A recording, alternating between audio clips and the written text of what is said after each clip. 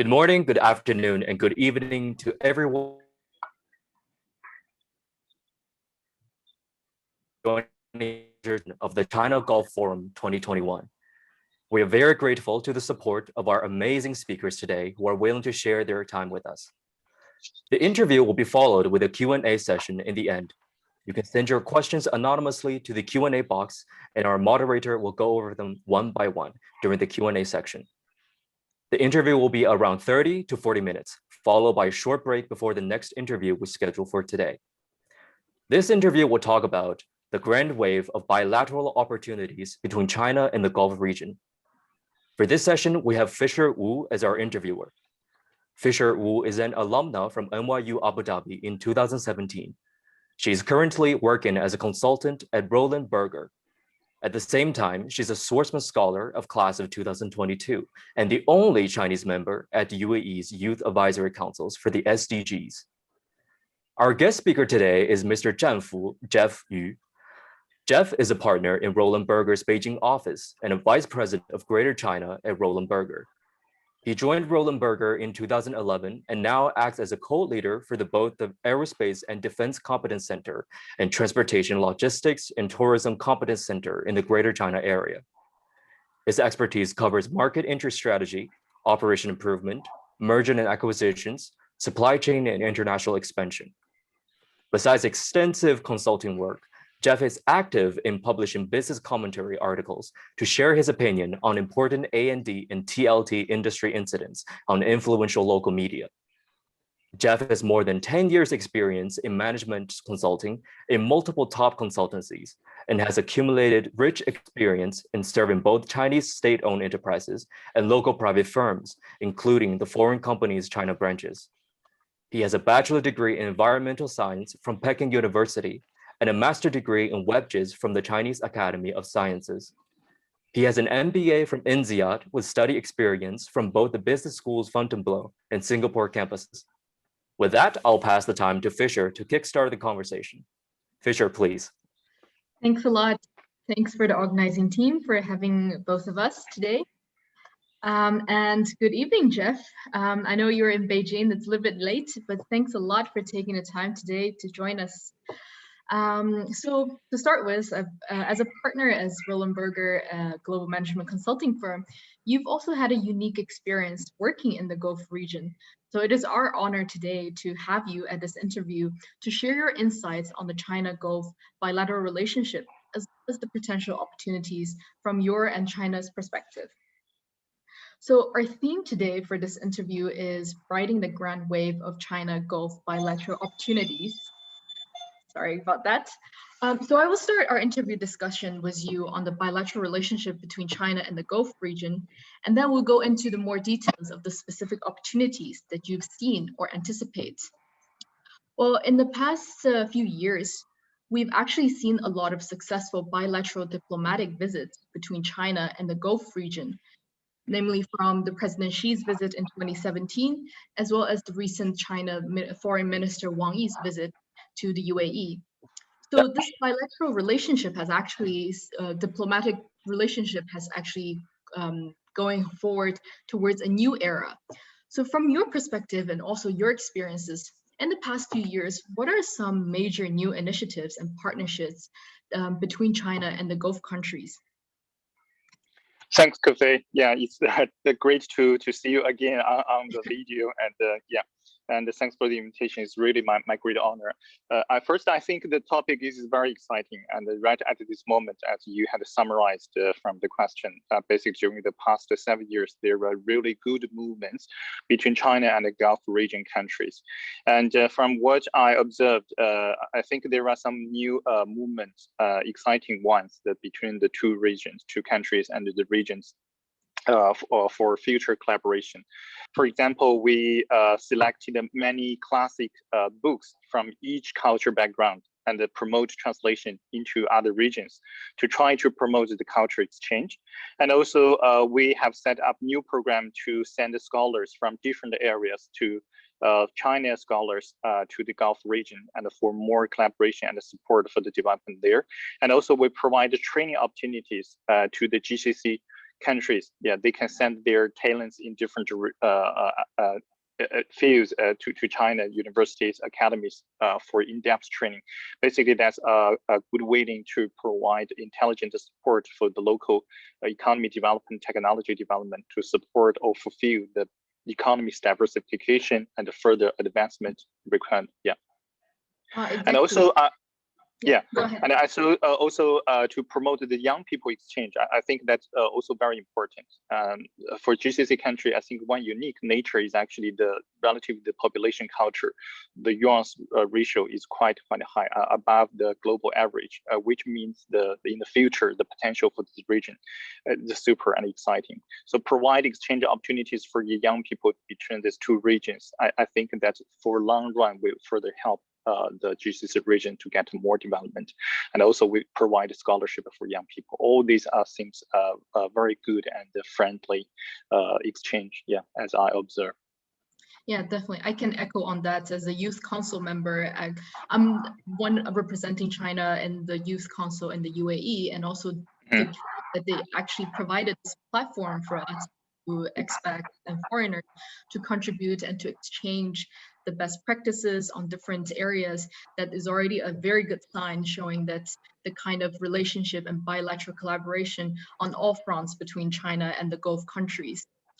So now moving on to the next question. So from your like management consulting background, so over the past years, what we've seen is, in addition to the talent pool exchange, we also see a lot of Chinese companies are looking and into expanding into the Gulf countries. You know, Huawei, China Mobile, ByteDance, they all have set up their regional offices in the UAE or in this wider region. What do you think is attracting these Chinese companies into settling into the Middle East and also taking the Gulf region as a new battlefield? What kind of opportunities is there that made them realize this is a good move? Sure, there are definitely some reasons, since the business is actually most sensitive to opportunities, and so their smart money just flow to the opportunities. So in my eyes, I think several dimensions are very clear. First, the population size. In the Middle East, around 400 million people. I think that's a sizable market. And another important nature, as I pointed out ago, and for this group of people, I think the young people's ratio is actually very high, which means they are more active and quite open to new ideas and new services. And also this area, I think the income level compared with other regions, the economy status is fairly good. And with the smartphone penetration rate about 70%, which is a quite good number. And also the people is actually with the consumption power relative at a decent level. So combining all this together, another important factor is actually for this region, basically language is unified. And not like Southeast Asia area, you come to different countries, means different language.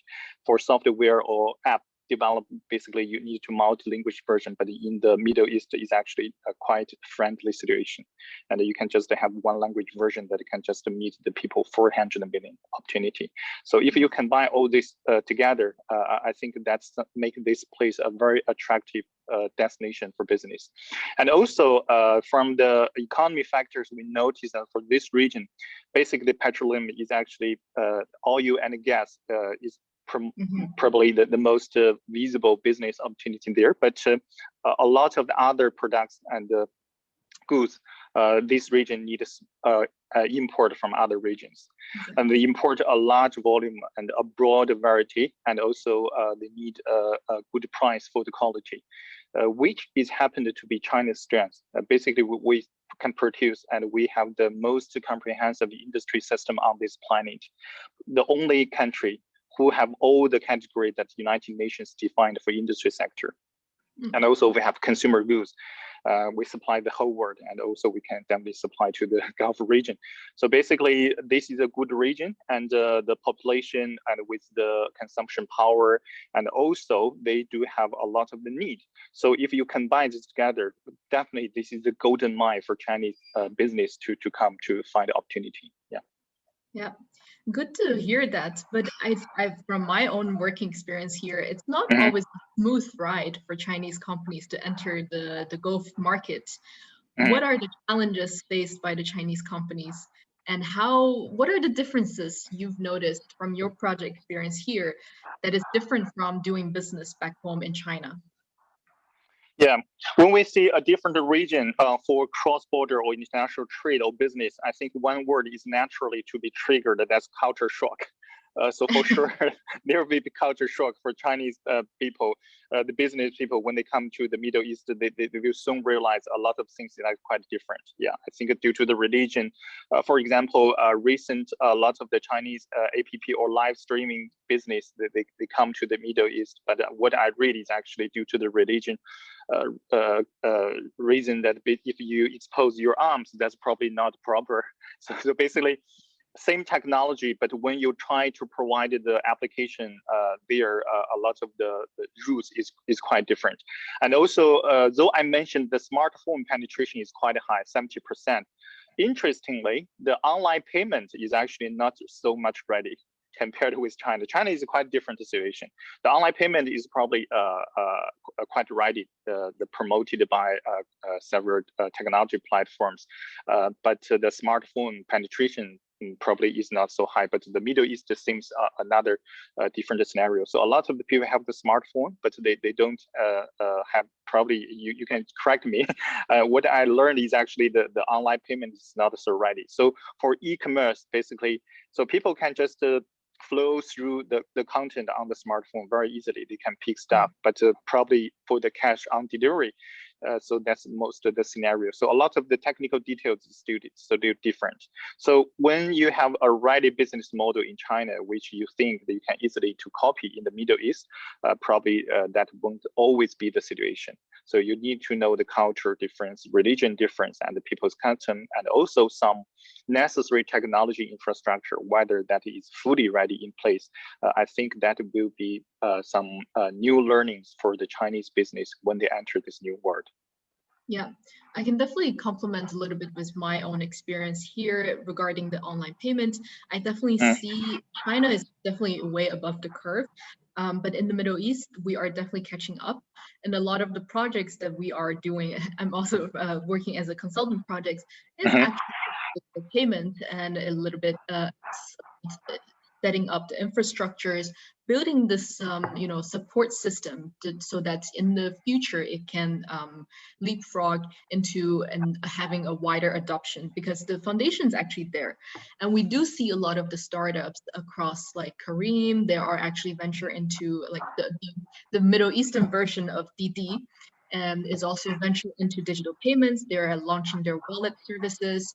The other major players and telecom companies also doing that in different countries, in Saudi, in Qatar, and all. So this is definitely in the early stage. And I would definitely think, yes, there are challenges, there are culture shock, but overall, it is more opportunities behind these once you overcome these kind of challenges. So I definitely. Yes. Yeah. Now, we've talked a lot about, Chinese companies going abroad and coming into this region. What about the other way around? What about China? So are there opportunities in China for the Gulf companies or companies that is based here or launched here can they tap into the large Chinese market potential there? Yeah, I think so from several different scenarios, there are definitely a lot of opportunities. First, traditionally, I think the Gulf region basically is a very important provider for energy. So that's the crude oil and the natural gas. So that's continuing. So any business related with this classic business, definitely China means opportunity for them. And from other dimensions, is actually China, as I mentioned, is actually a supplier for a lot of the commodities. Linking with your daily uses there, and a lot of them could be provided in China. So China could be the trading player to proactively provide the commodity into the Middle East region, the Gulf region. But on the other hand, I think the businessman oriented there, originally there, could also proactively to build the business time. So basically, they can be importer. So just to do the business from another way around, they can proactively to select the right commodities, since China provided so many options. I think the challenge is actually we lacking enough commodity, but just we face too many options. So which should be the best, and which should be the the blockbuster that in the Gulf region market, I think people from your side, yeah, could have the better judgment probably than the Chinese people from our side. Yeah. So basically, they can do the trading, and so that's definitely one very exciting scenario. I think if the young people from Gulf region, they can just physically stay in China and to witness the different commodity options, and they set up the e-commerce channel and build up the logistic channel. I think probably their advantage is more obvious than the Chinese traders to directly provide commodity to the market. So that's one opportunity. Another one is actually, as mentioned, a lot of the technology from China, they are coming to the Gulf regions. Also, young people or the venture capital or technology startup companies, they can also just come to China to witness the new technologies, and then they can see they do the local version by themselves. That also could be opportunity. So the logic is quite basically the same. Basically, China is a test place or with so many showcase of real technology or real application.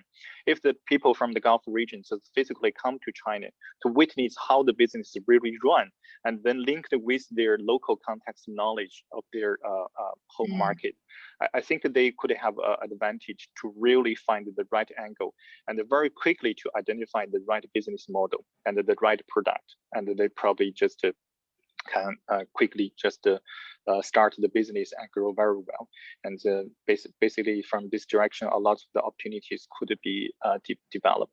Yeah, basically you know what you need and you come to a land basically can provide everything, and you proactive to pick, and easily you can have very good business opportunity. That's very nice to hear. And also, I think, what do you think about our role? Like, so let's say, yeah. So from your from what I've heard is that the learning trip or the bilateral exchange is the most important thing. Like, what is, and you talked a lot about young people. So maybe allow me to divert a little bit. So, like, what do you think us young people, because a lot of the audience here is young people, how can we facilitate this, this change and this activities that you just mentioned? Yeah, I think advantage for young people is actually basically you are more open-minded to learn new things from the different region of the globe, and in terms of language, in terms of the speed to learning new stuff, and also in terms of the spirit of the persistence to overcome different difficulties. I think that's or obvious advantage for young people. So for young people, I think when you or I also count myself as a young people, one member of you. So when we are still young, I think we don't need to fix our just in one region. And now the sad thing is COVID-19 happened. Basically, we are locked down as our home country. For international travel is not very easy, but eventually I think this will just be passed over, and we should still have opportunity to travel around. So I really encourage young people to just leverage the opportunity to go different regions and to witness how business really run there and what kind of the technology is there. So the physical learning is still then much better than virtual learning. Though nowadays internet is quite advanced, basically you can search everything on the internet. You also have the video channel. Originally we can only have text or picture, and now you have the video, a very good video, better than dozens of books. Yeah, but still I say physical experience is much better than video. So when we have the opportunity just to travel around to learn or probe the world with our physical experience, and also I think we leverage our language skills. We can talk to English with the global language, and to deal with people from most regions of the world, and we try to get new friends. I think we proactively do some culture shock or culture collide. eventually you can find something quite interesting out of such kind of we see conflict or collide. You can generate new business ideas, and then you can also get friends physically at different corners of the world, and that also nowadays a way to set up a real global business, or the starting point of global business. You just have global partner at a different corner or region on the world, and you can work together across the clock. So that all are very exciting or scenarios that or the last generation could not really have the chance to experience. Exactly. I totally agree on the physical learning part. I think that's also a reason, like, you know, I'm going back to China as well to just learn and get back to this culture, to learn about the latest innovation and to able to facilitate this kind of exchange. I totally agree on your point on that. So then moving on, let's maybe come back to this topic about bilateral exchange opportunities. We've identified a couple of sectors that might be has a potential future growth potential, and also combining with your expertise. One thing is the tourism.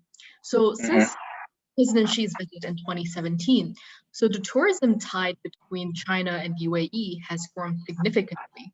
Like in 2019 alone, before COVID, 16.7 million visitors came to Dubai, just one city out of the whole emirate or the whole region. And that was a 5.1% increase, rise in the Chinese visitors. What do you think about this trend post-pandemic? And what are some opportunities that we can grasp, combining with, you know, the technologies, the videos and live streaming, etc.? Yeah. I personally have the live experience for that, and I think 8 or 7 or 8 years ago, Roland Berger China offices, we selected Dubai as the destination for the whole China offices offsite, and we have 3 to 4 days very very exciting and very memorable trips there, and we live in the Grand Hotel and the Jumeirah. Besides the landmark hotel, but belong to the same group, and also we have a very exciting tour in the desert, and also witness, and also we traveled not only in Dubai but also Abu Dhabi, and for the some really stunning architecture. Buildings and museums, those kinds of stuff. So it's really, really good. I think when we talk about the tourism opportunity, so Dubai is definitely very, very a good example. And so strategically, Dubai choose that tourism and also financial sector as its a strategic sector, since it realized that it's a good geographically that's a hub, and also that can attract the people from Asia, from Europe, and from other regions to this place to experience different things. So set up some artificial infrastructures, and also to provide the world-class quality service. So that's the strategy from the Dubai, from the UAE, and that worked quite well. And we see the number increased very significantly, and also back to then the world largest shopping mall. So today probably still the world largest one, and all the tax-free commodities and I still remember when I entered the building, I totally got shocked by the size, and also in the evening the grand spring, and also the tallest building in the world by then, with so many fancy visual effect. It indeed provide a lot of the mixture, and also can just exceed people's general experience when they stayed at their own country. So Dubai and the UAE really provide something that you can only experience there, and so that's helped to build a unique value. And the strategy worked quite well. So basically attract people from different regions, from China, from Europe, from North America, from Australia, from South America, and also one reason why the airline of Emirates could also be so successful during the same period of time. Basically, the passengers from all over the world contribute to the volume and also revenue for this airline. So also, I think a very good logic for this success, and a very good result for this logic. Yes, for the current COVID-19 really broke down all the travel. But I personally think when we fight over the situation, I have strong confidence and belief that this trend will resume, and even will have a more stronger rebound. Yeah. Since last year, Dubai is actually for the World Expo, and all the infrastructure was there. Yeah, and I remember when I did the consulting project in Dubai, I witnessed the construction there. It's a grand construction area, and I saw a lot of pictures of the fancy, of the dazzling country halls in there. I think we are waiting for opportunity for this World Expo to really happen, and that's one important trigger for the UAE, for Dubai to welcome after the COVID-19. Exactly. And so people really want to witness the world, and the virus basically locked down for now, but that will just I think gradually improve our desire to be stronger and stronger, where everything is okay. We want to step out of the country to do that. Yeah. Exactly. And for now, actually, Dubai is quite open. They are already welcoming tourists, and I'm pretty sure after the COVID and when the world is fully open, there will be a lot more tourists and desire to come and visit. And Expo provides a perfect timing and opportunity for the tourists and around the world to come and visit. Yeah. Kofi, I remember that you also mentioned one thing for some the Chinese the live streaming video. I want to comment from another angle. I think in recent years, such kind of technology become really mature, and also the apps that become popular, and there's quite some IPOs for that. Business model is quite mature. So their factor they provide another very interesting effect. Basically, I think the word of mouth, the effect of the word of mouth is become more and more powerful and effective than before. Originally, the visitors who go there just to take some pictures and put onto social media, so that's just a picture. But nowadays, we can put on a video, and we can even do some interactive, the live broadcasting. So I think the power is very strong, and that can motivate the people who are still in China, but they witness such a video or live streaming. They say, wow, this is the real situation, and that's just 100 times powerful than just a static picture or just a text or just a pre-recorded video. So with these kind of technologies, a support or assistant, I think people's desire to physically visit there will be stronger than previous years, and that will also be a plus of what we discuss nowadays right now. Yeah, definitely. Now, you also mentioned in your previous answer, like Emirates. So aviation is also a big sector in the Middle East. And strategically, this Gulf area is located in a very nice strategic location geographically, that it reaches more countries within the 8-hour flights than anywhere else in the world. But we all know COVID the aviation industry got the most hit. But what do you think, what do you predict going forward after the COVID? What kind of rebound, what could new area that the Emirates or that airline could venture into that brings opportunities? And especially like China, UAE, China, Middle East, like what kind of relationship or what kind of opportunities are there in the aviation industry?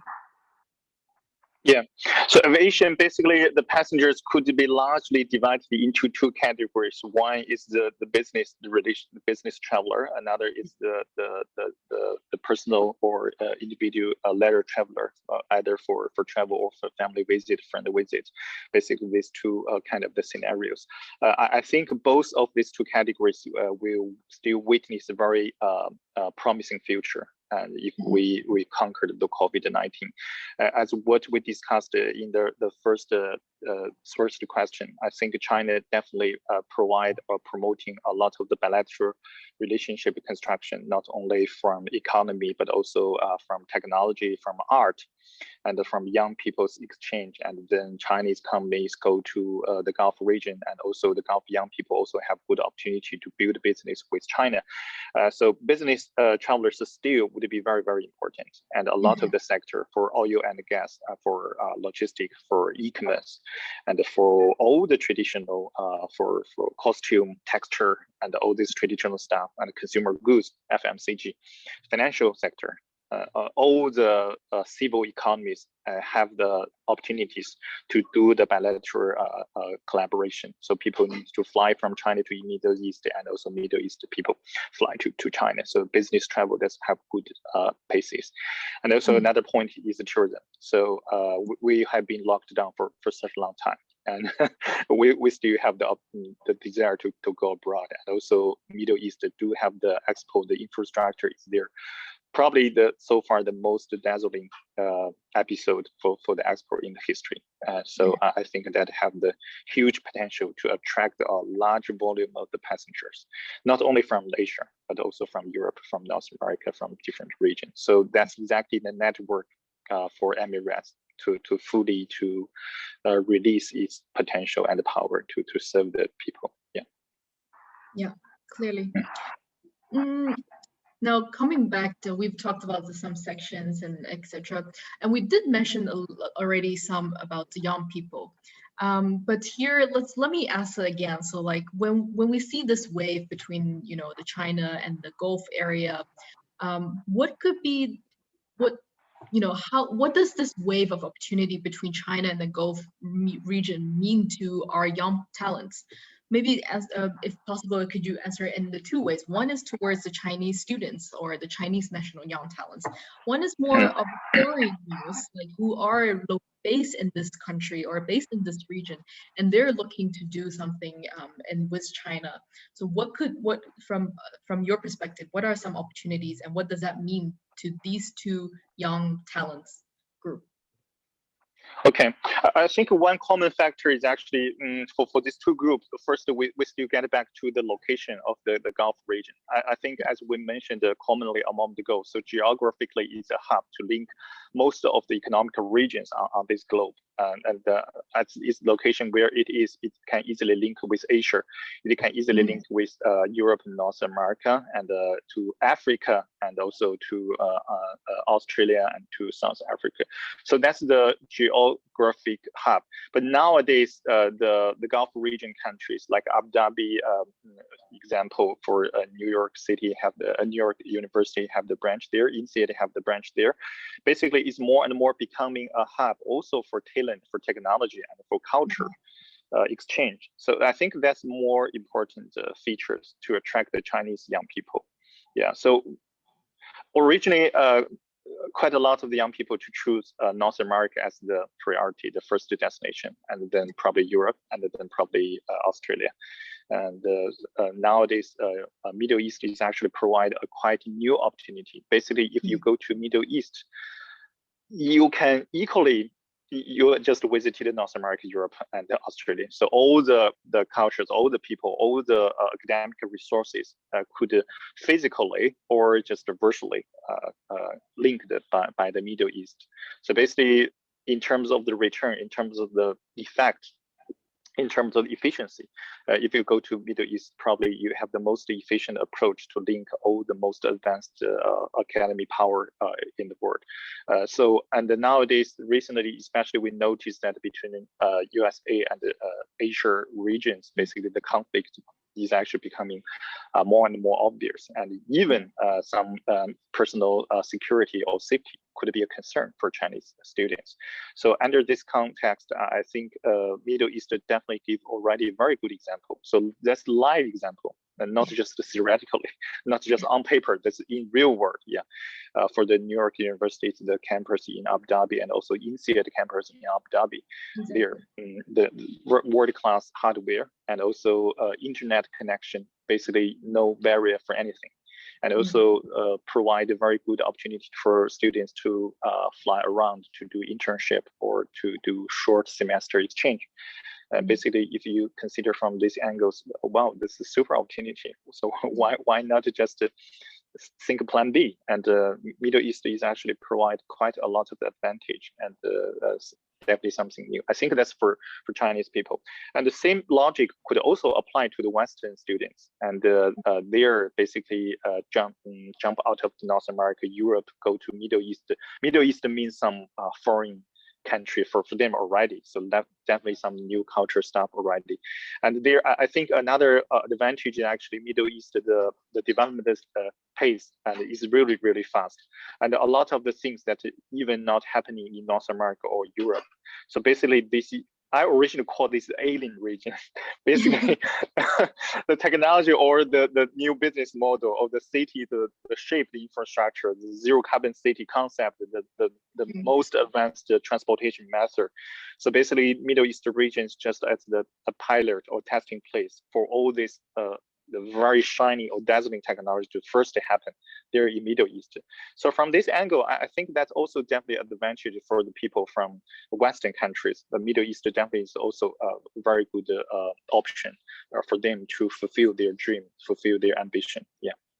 And also nowadays, China strategically to put Middle East as an important region. China has been the largest trading partner for GCC region, and also almost the largest foreign investor in this region. So basically the business tie, the bond between China and the Middle East is very well established there. So if the Western young people come to the Middle East region, they basically have very good opportunity to face the continuous or very smooth connection with China.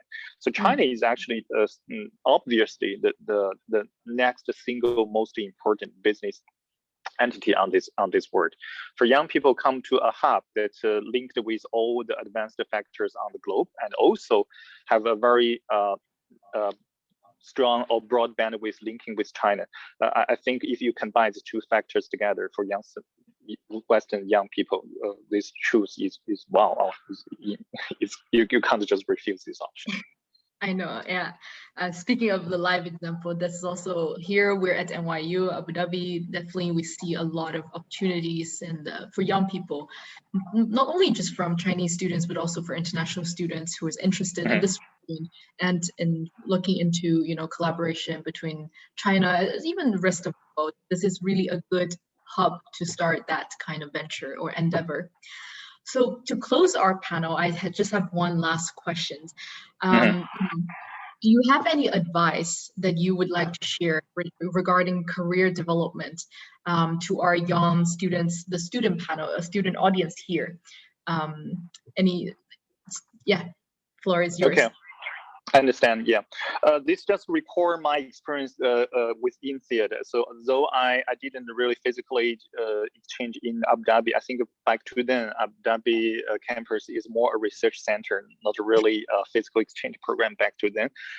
But I spent 4 months in INSEAD Fontainebleau campus and the rest 6 months in Singapore campus. But INSEAD is actually the business school for the world. And I think one unique feature is actually, I think the diversity is a world class. Basically, I remembered for the 450 students that represented about 80 nationalities on this globe. So that diversity, I think that's for sure also one advantage that NYU Abu Dhabi provided. So what I suggest is actually to try to leverage the opportunity that you can be surrounded by the diversity. I think that's super advantage for young people to experience that when you are still young. And you can know that on this wonderful globe, there are so many different cultures, so many different mindsets on the same topic. People can look at from different angles. So sometimes what I emphasize, you don't really just to accept the different angles, but when you just realize there would be a different angle, I think your vision of your mind could be opened more fundamentally. Yeah. And also that also give you opportunity to deal with people, especially people from different culture, from different mindset. And if you can just have this experience or just have some training on this dimension, I think that's a very important learning for your future development, either in business context or just in your individual personal life. You just realize you don't really insist on yourself too much. You will be more flexible, more open-minded, and then you can realize it's actually that provide you opportunity to absorb many new stuff from the different angles of the world that actually can benefit you. So the first very strong recommendation I provide to young friends is actually to be open-minded, to enjoy or experience or probe the diversity very proactively. Yeah. The second thing is actually just to leverage the world-class infrastructure, leverage the friends from different corners of the world, just to really intensively to do the study or do the training. So that's probably just the 3 or 4 years. But if you just use time differently, I think the learning or the return from those 3 to 5 years, 3 to 4 years is quite different. So still, just when you have the good energy, have the good spirit, just make the most out of those 4 years, and that would be the most fundamental period of time for the rest part of your life. Yeah. Probably those 2 suggestions. Thank you very much. Thank you so much. So that is all from my side, but I do know that we have some question from the Q&A. I will leave it to the organizing team to maybe read out the question. Okay. This question, so there is one question, okay, but I want to ask relevant to your experience, to Jeff, your experience.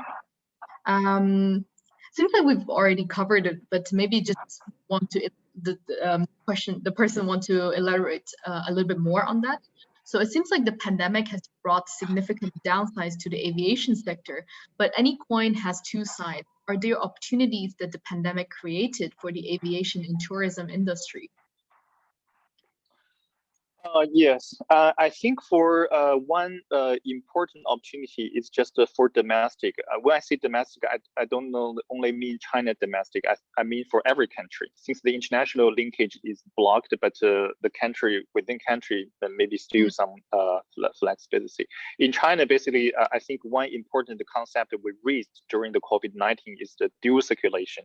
So that's the domestic circulation and the external circulation. External just means international, but the domestic nowadays becomes more important. China definitely have very good control of the spreading. Basically, domestic China, we technically just control the situation and very safe now. And basically, the domestic aviation has rebounded to a very good status compared to the year 2019. And under these circumstances, the domestic travel business just witnessed a strategically important period of time. Originally, a lot of the China's tourism, they go or abroad, they consume. I remember a number that each year the number is about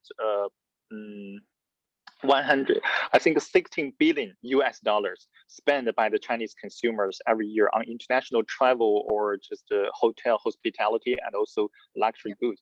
But nowadays, just the blocked, and then all this consumption power will be reverted to China domestic scenario. So that's the opportunity provided to China, the tourism destinations, and also the travel companies and the hotel companies, whether they can capture this opportunity. I think the same logic could also happen in other countries. You have a lot of the resources, travel resources, whether you can just treat your people from the same nation as the single most important, the target client group, and try to maximize your potential or upgrade the quality and the service. I think that's one important change after the COVID-19. Yes. Thanks a lot for the insights. It's very useful. And also overall, like all the advices to us. I think our session is about to end, and let me just send another appreciation for your time today on behalf of the China Gulf Forum organizing team. And we really hope there will be a lot more like bilateral collaboration opportunities in terms of projects, in terms of business between China and the Gulf region. And thank you a lot.